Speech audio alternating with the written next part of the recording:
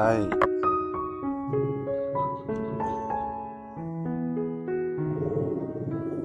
rất là ngon.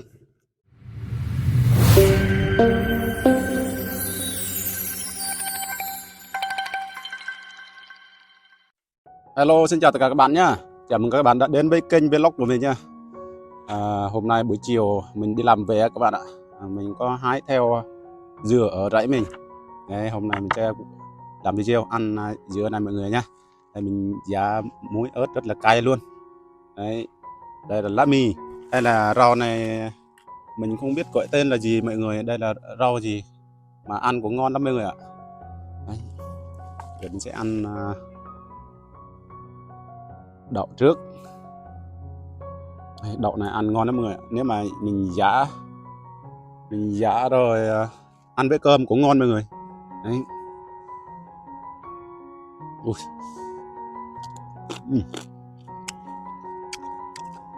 Ngon.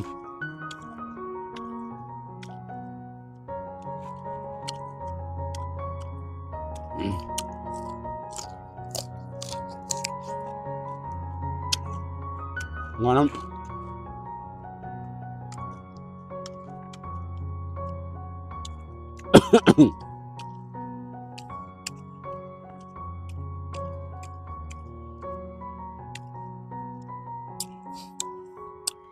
Dứa này nó không to đâu mọi người. Đây là nó to hết cỡ rồi mọi người. Chín của nó là nó vàng, rất là đẹp, ăn rất là ngon, ngọt lắm mọi người. Đấy, hạt nó rất là nhiều luôn.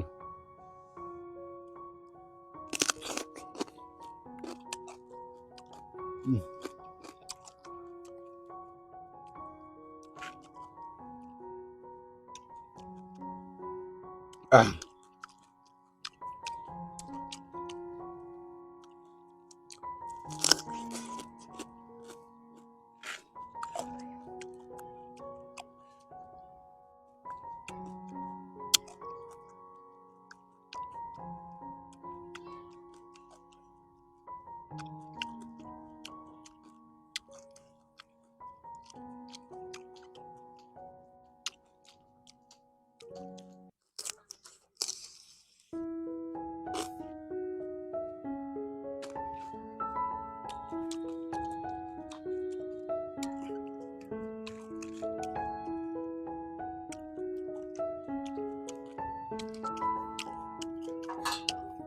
Rất là ngon mọi người.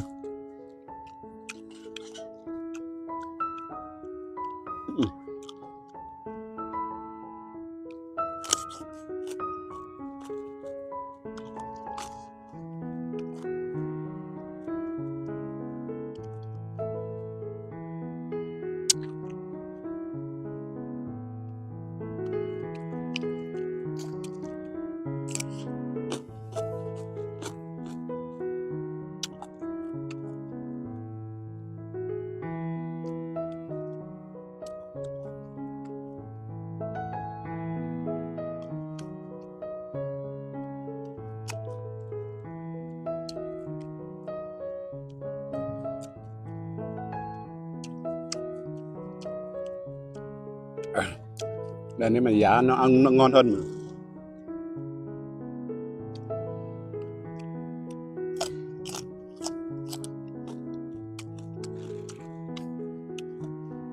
Rất ngon.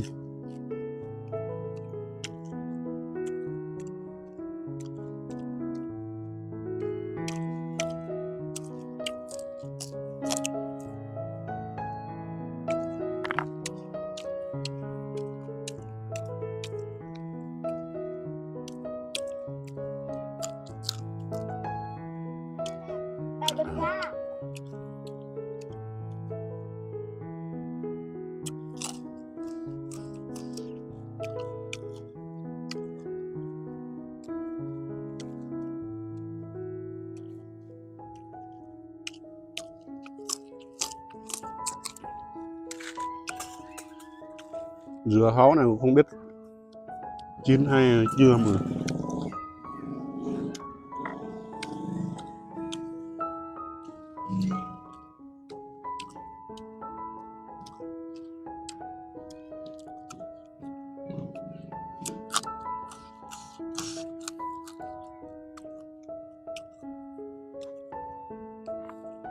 đu loại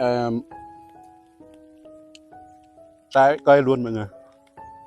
Đây quả ổi, quả ổi nhỏ mà chín. Ừ.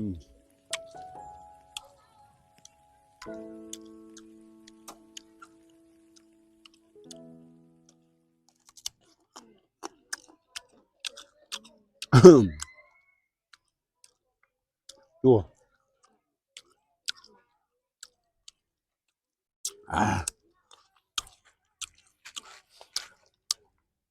Mọi người xem video đăng ký kênh ủng hộ nha mọi người nhé.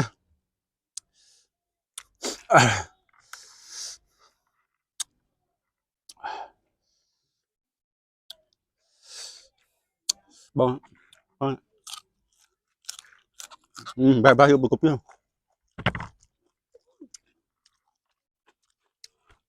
Món này có giảm không?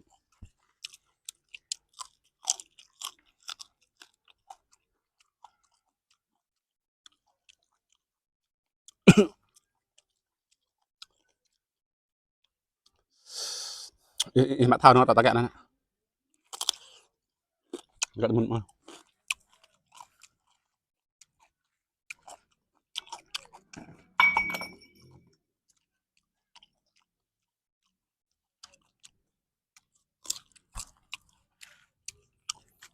Bây giờ mình sẽ mổ dưa hấu.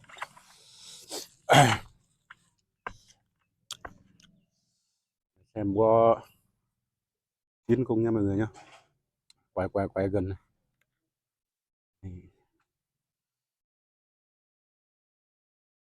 Nắng nắng to quá sợ nó chín đẹp.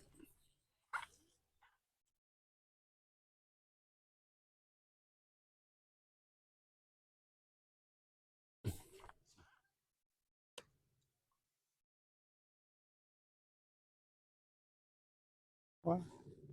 Chín chín rồi mọi người.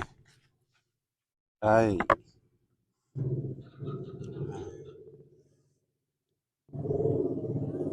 Rất là ngon.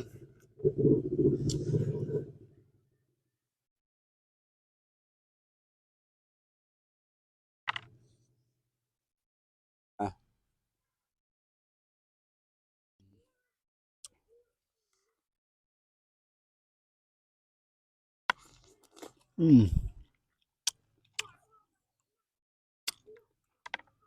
Mát mọi người.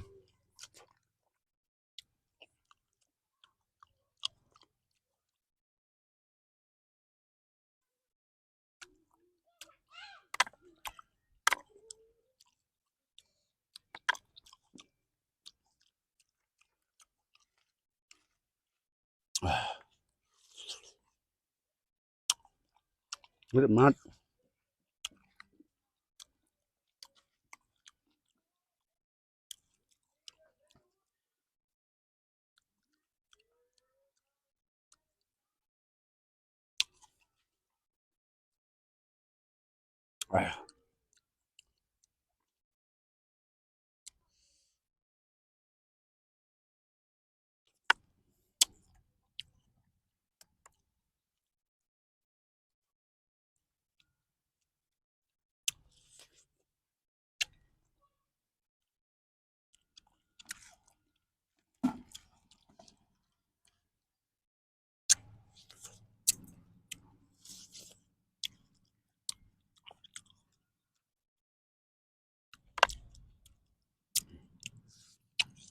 Nồi mọi người ăn nhiều quá.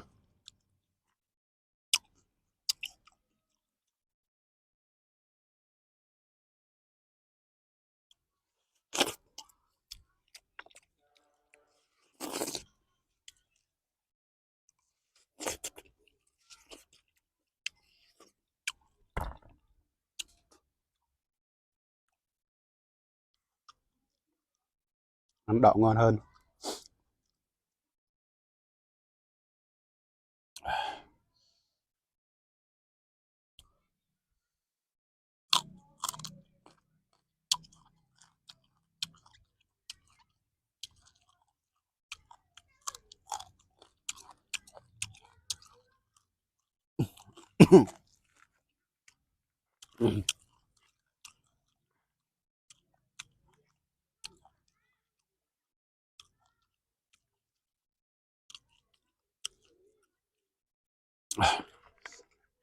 ngon mọi người, ăn không nổi đâu mọi người.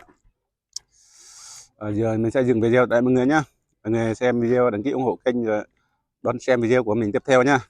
Còn bây giờ xin chào và hẹn gặp lại mọi người video tiếp theo nhá.